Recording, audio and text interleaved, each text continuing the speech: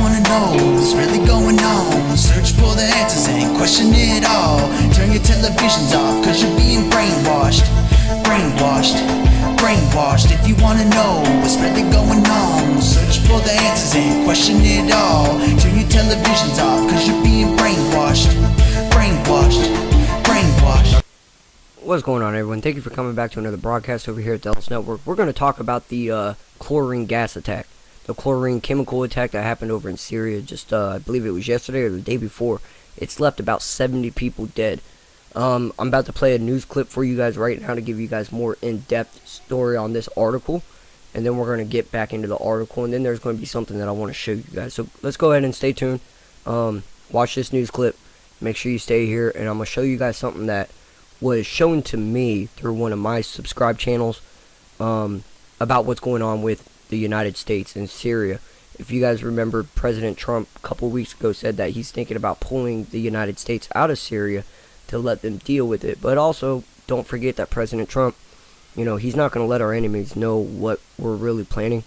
It may very well be a trick, you know, to try to throw people off our backs. Again, guys, I'm sorry, I'm not feeling too well. My sinuses are all jacked up, so if I'm not making any kind of sense, please bear with me. But let's go ahead and get into this clip, and then we'll get more in depth into it. All right, guys. And welcome to Face the Nation. I'm Margaret Brennan. We have a lot to get to today, but we begin with that chemical attack in Syria. Overnight in the city of Douma, the last rebel-held town in the area just outside Damascus, at least 40 people have been killed in an alleged chemical attack. We turn now to CBS News foreign correspondent Holly Williams in Istanbul. Holly, at this point, what can you tell us about the attack? Well, Margaret, the videos emerging from this alleged chemical attack on Saturday evening show people who appear to be dead, but with no obvious wounds to their body, survivors seemingly struggling to breathe, especially children, and being hosed down with water as if to remove a substance from their skin. We should stress, though, that we cannot independently verify any of these videos, and we cannot confirm that a chemical attack has in fact taken place. Survivors, though, reportedly smelled of chlorine. That's a chemical that can be deadly when used in enclosed spaces. Now, the Syrian regime, by the state media, has denied any involvement in this alleged attack, as has its ally, Russia. We know Defense Secretary Jim Mattis had said last month that it would be unwise for Assad to use weaponized gas, and the Pentagon had prepared military options to respond. But is there any indication in this case what kind of attack this could have been?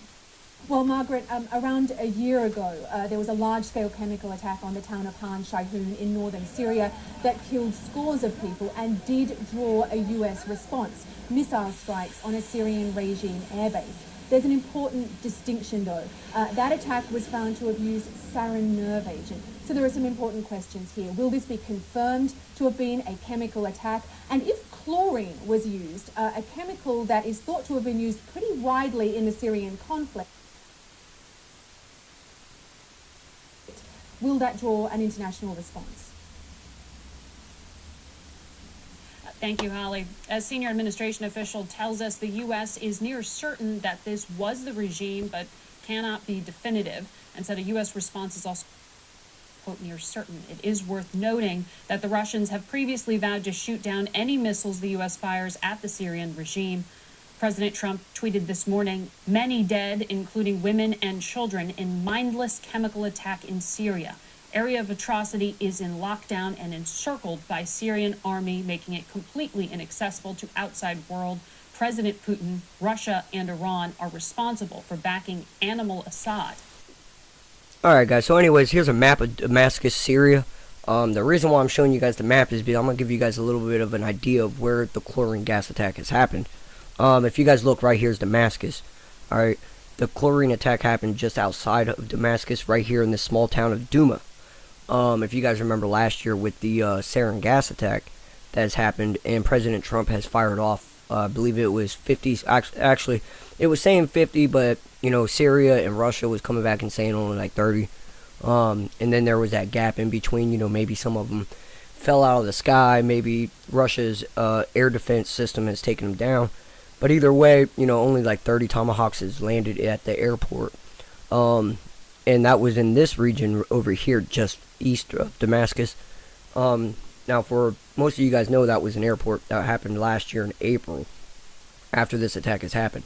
So again, you guys got to remember how President Trump feels about chemical attacks on people. And again, guys, this one's no different. A lot of women, a lot of children, they was affected by this chlorine attack. Again, like I said, 70 people has died. Alright, so now you guys got a general idea of what happened. Let's go ahead and hop into the article. And it says that Trump threatens animal Assad and Putin over the alleged chemical attack in Syria. President Trump responded Sunday to reports of a suspected chemical attack in Syrian city of Douma, blaming Syria President al-Assad and international allies for the apparent attack that left dozens dead and injured hundreds. In some of the most critical comments directed at Russia, President Vladimir Putin, to date, President Trump threatened that there's a big price to pay for those backing the Assad regime. And if you guys think of who's all, supporting al-Assad, well, who is that? That's Russia and Iran. And President Trump talks about that as well. One of the tweets that he has come out, he's made quite a few tweets on this subject. Many dead, including women and children, in mindless chemical attack in Syria. Area of atrocity is in a lockdown and encircled by the Syrian army, making it completely inaccessible to the outside world. President Putin, Russia, and Iran are responsible for backing animal Assad big price. And then the other one, to pay open area immediately for medical help and verification. Another humanitarian disaster for no reason whatsoever. Sick. And guys, I mean, we're talking about women and children, and I don't know if you guys ever watched, there's a Showtime show called Homeland. We went back and watched it, and we witnessed, how they portrayed one of their own being attacked by a sarin gas attack, and it looked like it was a horrible, horrible thing.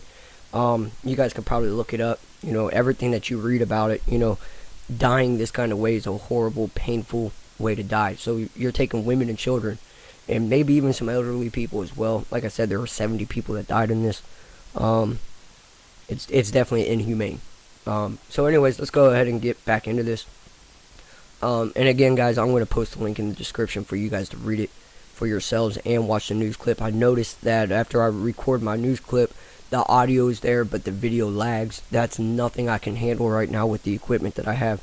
I need more, I think, video RAM or gigs or whatever. I'm not very computer savvy, but I definitely need to upgrade my video card in order to keep everything intact. I'm trying to put out in high def, and my computer's lagging a little bit. So forgive me there, guys, but the article that I'll post in the description has that video to it, so you guys can definitely watch it yourselves if you guys really want to. Alright, so anyways, report of the latest attack, which appeared to target civilians and young children, could not be independently verified.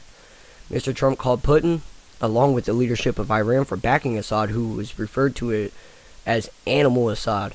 Mr. Trump ordered missile strikes on Syrian airbase in response to another chemical attack in 2017. You guys remember April with the sarin gas attack, and there was a lot back and forth.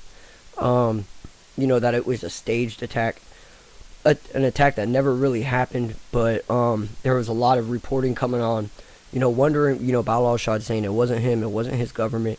A lot of, reports were showing that maybe the Obama administration has smuggled in the sarin gas attack using ISIS. But then again, guys, who really knows? All we know is the Middle East is a mess.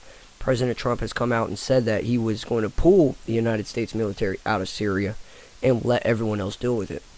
And that's one thing I agree with. I seriously agree with. I think, we're over there to fight, ISIS. And ISIS has been pretty much driven out of Syria. And now the problem is Syria has their own civil war going on as well. So the Middle East, guys, is a mess. I think let them deal with their own civil war. Back here in America, we wasn't, when we had our civil war, we wasn't calling on other nations to come and help us. Or, we wasn't shipping Americans to other countries, for refugee. We sat here and we fought for our freedoms. We fought for our rights. And I think every nation should do that. If you guys are having a civil war, you guys stay and fight. It's sad, but it's just what it is. Again, excuse me. Now, President Trump has also tweeted, if President Obama had crossed the state red line in the sand, the Syrian disaster would have never happened again. So he's putting blame on President Barack Obama. Now there's a lot of you guys think that President Barack Obama is the reason why we have ISIS. He created ISIS. He's, the puppet master. And I agree with that to an extent. Here, the sad fact is we're never going to know the truth, guys. We can only report on what's being reported to us, and we report to you guys.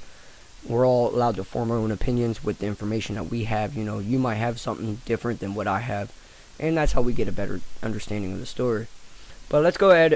Again, guys, I'm going to post an article in the description. I'm not feeling too well. But there's one more thing I want to show you guys. And this goes back to President Trump saying that, we may be pulling our military out. And him saying that may have just been a cover-up.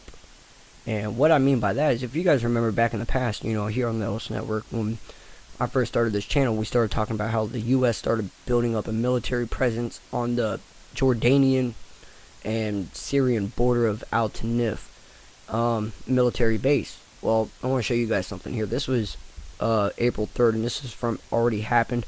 I listened to Israeli News Live with Stephen Benoom, and he uses Already Happened Lorenzo a lot as a source, and it's been proven to be true.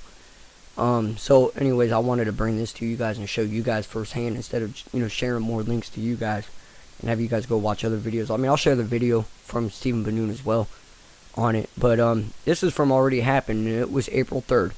Alright, U.S. would not seem to leave Syria very soon, but conversely, recent satellite imagery of the Al Tanif and surrounding areas reveals Washington's increasing presence in the war-torn country. And yes, you guys are looking at a military base. Okay, this is the military base that's on the border of Al Tanif, on the Jordanian and Syrian border. Now, if you guys notice, the circle, the red circles, okay, that's new. Alright, we'll go back to this one. This was taken before, when the military base first opened up. You can see the red circles are not there right now. There was one right here, one down here at the bottom, well, actually two down here at the bottom, one at the left hand corner and one roughly about right here where all this text is. Let me take my screen. So basically you got 3 new expansions to this base.